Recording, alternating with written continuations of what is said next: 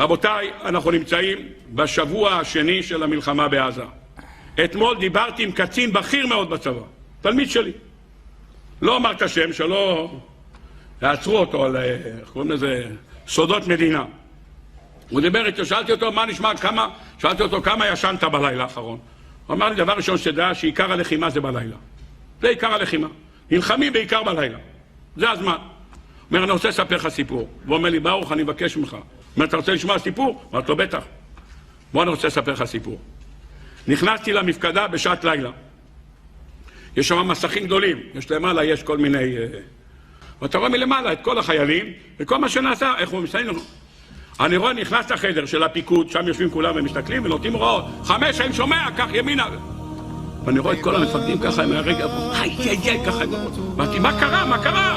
אמרו לי, בוא תראה מה אתה שואל, תראה מה קורה. אני רואה 3 רכבים בוערים באש. תסתכל על המסך, 3 רכבים. מזהה אותם שזה רכב שנקרא בשם נמר.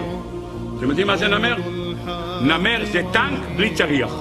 טנק בלי צריח. שרוצים להביא חיילים בבטחה, בקרב מובילים את זה, היה שם כזה מילים. נמר בלי צריח.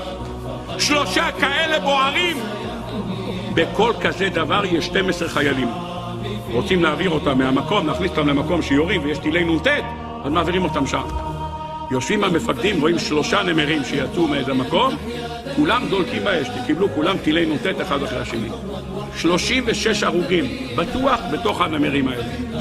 המפקדים יושבים ככה, אומר, אוי, מתחילת המלחמה, לא היה 36 הרוגים. תראה מה זה, בערב אחד, פחד אלוקים! יושבים ככה 5-10 דקות, פתאום אחד החיילים, המפקדים, מתקשר למפקד שלו שם, אומר לו, אתה שומע? אומר, כן. אומר, איפה אתם? הוא אומר, אנחנו, השרשרת של הנמר הראשון יצא מהמקום. יצא מהמקום, לא יכולנו לנסוע. נתקענו, ידענו שניתקע, יבואו טילי נ"ט ויתחילו לירות עלינו. אם אנחנו לא עומדים, יראו, נתתי הוראה לפתוח דלת ולברוח. אז כל ה-12 הראשונים ברחו. הם ראו אותנו בורחים, הטנק אחרינו, אמר בואו נברח, הם בורחים. ברחנו גם אנחנו. ברחו גם הם, אחרי זה ברחו גם השלישי, כולם ברחו. המחבלים ראו, ירו בכולם נ"ט וכולם בערו.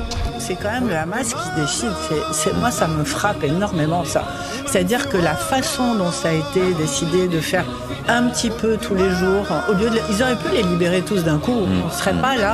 Là, on est suspendu, on a l'impression dans 24 heures chrono avec Jack Bauer et de se demander qui ils vont nous rendre. Donc, on voit bien qu'ils tiennent la situation, que ce sont eux qui décident de qui va être sur cette fameuse liste qui a été reçue hier soir par les Israéliens pour les gens qui vont être libérés aujourd'hui. Et il y a une inversion des rôles, il y a une inversion du rapport de force que je trouve extrêmement... Imaginez-vous les Israéliens